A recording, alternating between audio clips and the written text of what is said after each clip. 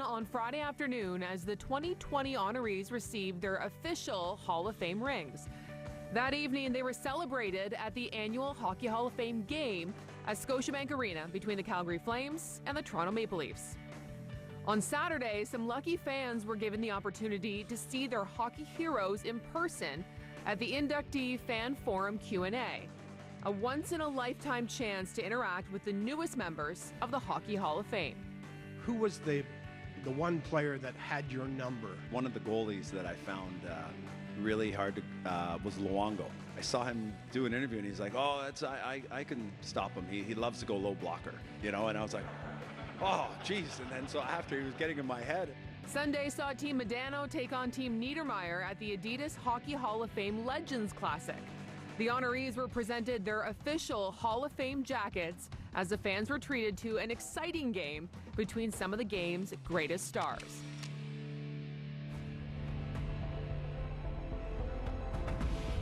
The Hockey Hall of Fame 2020-2021 Induction Weekend Celebration of Excellence is proudly supported by the Amelia and Lino Saputo Foundation.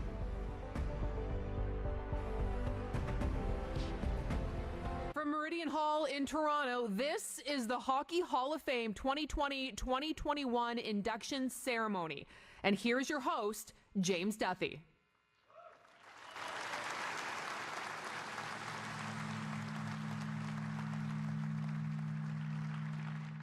Thank you and welcome everyone to our guests here at Meridian Hall, just a stone's throw away from Hockey Shrine in downtown Toronto, and to our viewers on TSN and the NHL Network at home. Lanny nailed it. The words "welcome back" have rarely meant so much.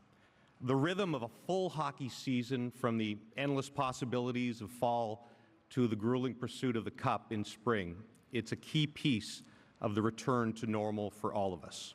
And this special mid-November night where we honor hockey's legends is a huge part of that. It's great to be back here. We are here in the midst of challenging times for the game we love, time for important reflection, for action, for change. Tonight we gather to honor and celebrate the game's greatest players and builders by inducting them into the Hockey Hall of Fame. This group has been well worth the wait of more than a year since we first announced the 2020 class. To Ken Holland, to Marian Hossa, Jerome McGinley, Kevin Lowe, Kim St. Pierre, and Doug Wilson, thank you for your patience. The wait is over. The moment you all so richly deserve is finally here.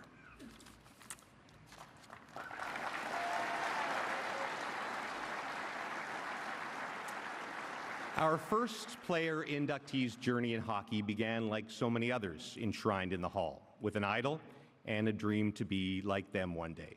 In this case, a young boy from Ottawa set his sights on playing like a defenseman who wore number 4 for the Boston Bruins. In time, his NHL dream came true, and it wasn't long before his freewheeling, high IQ, defense meets offense style, all driven by pure skating ability, began to draw comparisons to his source of inspiration.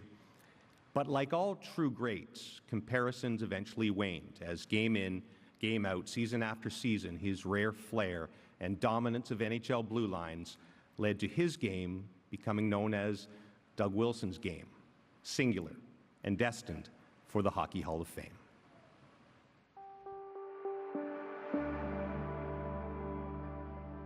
Growing up idolizing Bobby Orr, it's no wonder Doug Wilson would go on to become one of the best defensemen of his era. With his smooth skating, hockey IQ, and leadership abilities, the native of Ottawa, Ontario displayed some of the same characteristics as his hero on his way to a Hall of Fame career. Goulet leaves it for Gretzky. Gretzky back to Wilson, he scores! Drafted 6th overall in the 1977 NHL entry draft, Wilson quickly established himself as an offensive force on the blue line for the Chicago Blackhawks. He led the team in scoring by a defenseman in his first season, something he would go on to do in 10 of his 14 seasons in the Windy City.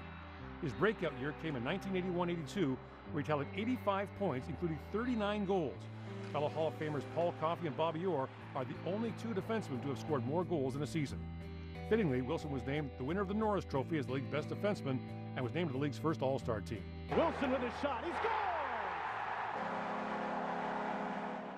Wilson's consistency is reflected in the fact that he played in 7 NHL All-Star games, 4 times he was nominated for the Norris Trophy, and twice he was named to the league's second All-Star team. He's a Blackhawks franchise leader in games played, goals and assists, and points by a defenseman. Here's a shot, he scored! Wilson fires it home!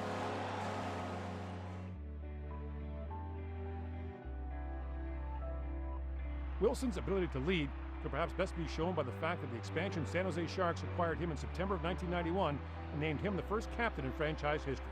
But his impact in San Jose will be felt for years to come. And just a few years after retiring, Wilson would join the management team with the Sharks, which still serves to this day as general manager. He's one of only 4 people in NHL history to hit the 1,000-game mark as a player and a GM. And Doug Wilson is now an honored member of the Hockey Hall of Fame in the player category. Here to present Doug Wilson's Hall of Fame plaque, 2003 inductee Brian Kilrea.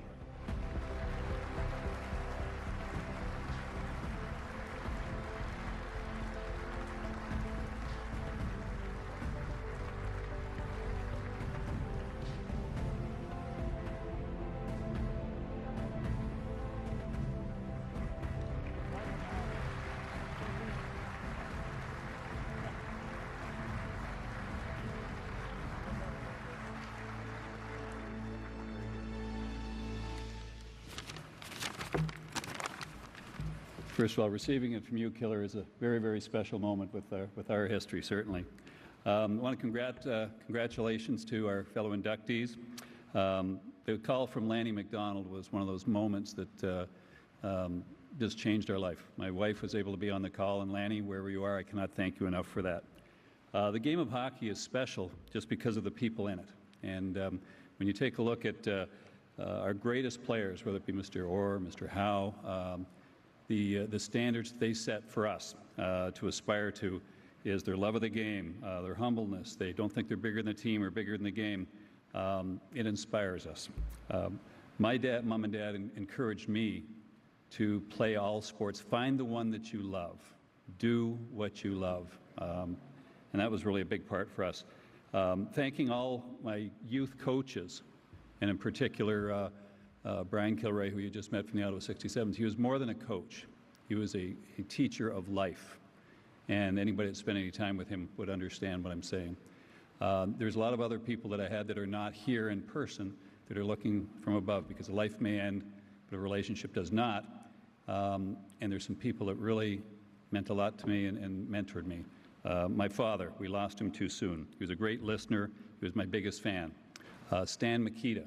Stan Mikita, obviously a Hall of Famer, was my very first NHL roommate. He always had a saying that he would teach me. You make a living by what you get, you make a life by what you give. Keith Magnuson, one of the finest men I've ever met in my life. He was a guy that would do things and teach you that the greatest gift you can give anybody is time.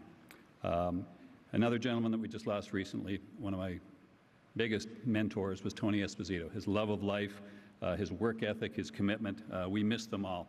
Chicago Blackhawk organization, obviously I have to thank them. I was drafted by them. It was an honor to play in front of the great fans and play in the old Chicago Stadium. Teammates, too many to name. Some obviously I just did, the Denny Savards, the Steve Larmers, etc. It was an honor to play there. 2 Hall of Fame legends that have been a big impact on me. Broadcaster Pat Foley, known as The Voice, and Bob Verdi, who is the, one of the great writers, great journalists of all time. One of the other things, too, that I've always been very proud of is representing my country. In 1984, I was fortunate enough to play for Glenn Sather in the Canada Cup. We were able to win that. Some of the guys that we played with were huge influences on me. Best on best hockey playing against the Russian team was something I'll never forget. 1991, we go to San Jose, and that was the beginning of another journey and venture for us. Extremely passionate fans. To be in the ground floor of something brand new was an exciting challenge for me. All the players, coaches, scouts, and staff, privileged to work with them. Tim Burke, Joe Will, Rosemary Tibaldi, my son Dougie, it's an honor every day to go to the office with you. Most important thing, I'll be honest with you, as we go through the last couple of years is health and family. And sitting here now, able to look over and see my children and my grandkids, my 6th, who's kind of a 7th on the way. And I'm extremely proud of all of you kids. And to see the grandkids big smile on their face and learning about hockey is a wonderful thing. I'd like to say that the heartbeat of our family is my wife, Kathy, and grandkids are in awe. They look up to you. You're a role model for all of us. You know, if anybody truly deserves to be a Hall of Famer, I think it's you, Kath. This week and weekend is more about you than anything else. So all I can hope for is that my grandkids will have people come into their lives at key moments in their journey like I did. And that is something that I wish for all of you guys. Thank you very much.